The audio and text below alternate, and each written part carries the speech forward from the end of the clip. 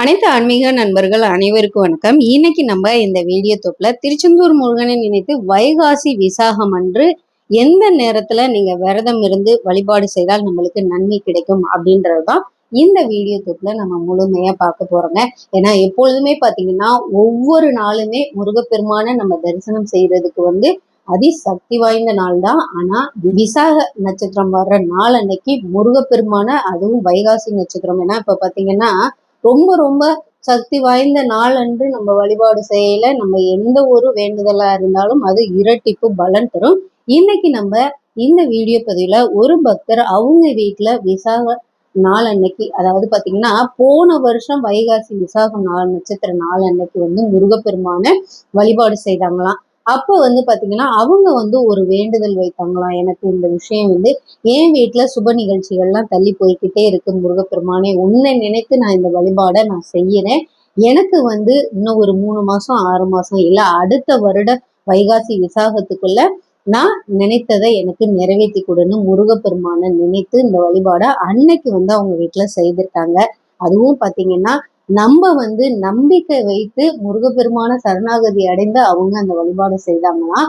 அதே போல உங்களுக்கு முருகப்பெருமான் மேல நம்பிக்கை இருந்தாலும் உங்களுக்கு எந்த வேண்டுதல் ரொம்ப நாள் நிறைவேறாம இருக்கோ அந்த வேண்டுதலை மனதார நினைத்து நீங்க இந்த வழிபாடை தாராளமா செய்யலாம். ஏன்னா இப்ப பாத்தீங்கன்னா நீங்களும் நானும் நம்ம சாதாரண மனிதர்கள் தான். ஆனா சாதாரண மனித சக்திகளை மீறி ஒரு சக்தி இருக்குன்னா அது தெய்வ சக்தி தான். அந்த தெய்வ சக்திகிட்ட நம்ம சக்தி வாய்ந்த நாளப்ப நம்ம வழிபாடு செய்யல அனைத்துமே பாத்தீங்கன்னா நல்லதாவே நடக்குங்க.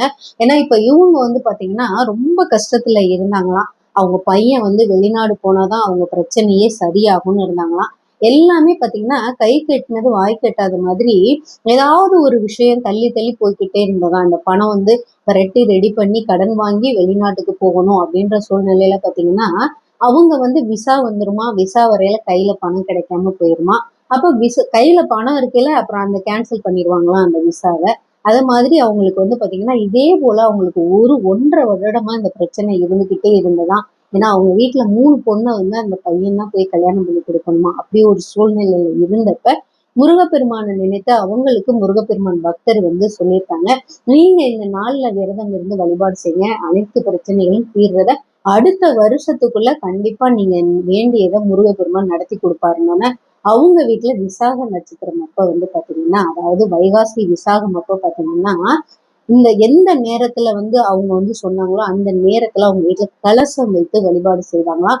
மனதார பிரார்த்தனை பண்ணிட்டு கோயில்ல போய் அர்ச்சனை செய்துட்டு வந்தாங்களாம். உன்னையவே நான் நம்பி இருக்கேன், எனக்கு நான் நினைத்ததை நிறைவேற்றி கொடு அப்படின்னு வேண்டிட்டு வந்தாங்களாம். வந்துட்டு பாத்தீங்கன்னா நம்பவே முடியாதான், எப்படி கையில பணம் பெரட்டினாங்கன்னு தெரியலையா. 2 மாசத்துலயே விசா இன்னைக்கு அவங்க பையன் வெளிநாட்டுல போய் நல்ல நிலைமையில இருந்து வீடு வாசல்லாம் வாங்கி அவங்க அக்கா 2 பேரை கல்யாணம் பண்ணி கொடுத்துருக்காங்கன்னு சொல்லி இந்த பதிவை கட்டாயமா சொல்லுங்க அப்படின்னு சொன்னாங்க. நீங்களும் இந்த பதிவை பார்த்து நம்பிக்கையோட முருகப்பெருமானை நினைத்து வழிபாடு செய்யுங்க. அடுத்த வைகாசி விசாகத்துக்குள்ள நீங்க நினைத்தது நிறைவேறுங்க. ஏன்னா வைகாசி விசாகம் அப்படின்றத பாத்தீங்கன்னா வைகாசி மாசத்துல வர்ற பௌர்ணமி விசாக நட்சத்திரமும் இணைந்து வர்றதுனாலதான் வைகாசி விசாகமா நம்ம முருகப்பெருமானை நினைத்து நம்ம வழிபாடு செய்யறோம். அதுவும் பாத்தீங்கன்னா எந்த நேரம் உகந்தது அப்படின்னு பாத்தீங்கன்னா வருகின்ற 22ஆம் தேதி புதன்கிழமை காலையில பாத்தீங்கன்னா 8:18 மணிக்கு தொடங்குதுங்க. 22ஆம் தேதி 8:18க்கு தொடங்குது. 23ஆம் தேதி பாத்தீங்கன்னா காலையில 9:43 வரைக்கும் தான் விசாக நட்சத்திரமே இருக்கு. அதனால உங்களுக்கு ஒரு நாள், அதாவது 22ஆம் தேதி புதன்கிழமை காலைல 8:18 இருந்து மறுநாள் காலையில 9:43 வரைக்கும் ஒரு நாள் ஃபுல்லா இருக்குங்க. அப்ப நீங்க இந்த வழிபாட காலை நேரம் மாலை நேரத்துல எப்ப வேணாலும் கலசம் வைத்து உங்களுடைய வேண்டுதலை முருகப்பெருமானை நினைத்து வைங்க. கட்டாயமா அடுத்த வைகாசி விசாகத்துக்குள்ள நீங்க நினைத்தது நிறைவேறுங்க. நம்பிக்கையோட இந்த வழிபாடை செய்யுங்க. ஏன்னா ஒரு பக்தர் செய்த வழிபாடு தான் இன்னைக்கு சொல்லியிருக்கோம். நீங்களும் அதை செய்து பலன் பெறுங்க. இந்த வீடியோ தொப்பு உங்களுக்கு பிடிச்சிருந்தா நம்ம சேனலை நீங்க லைக் பண்ணி சப்ஸ்கிரைப் பண்ணிக்கோங்க. மறக்காம பெல் ஐக்கானை தட்டி விட்டுக்கோங்க.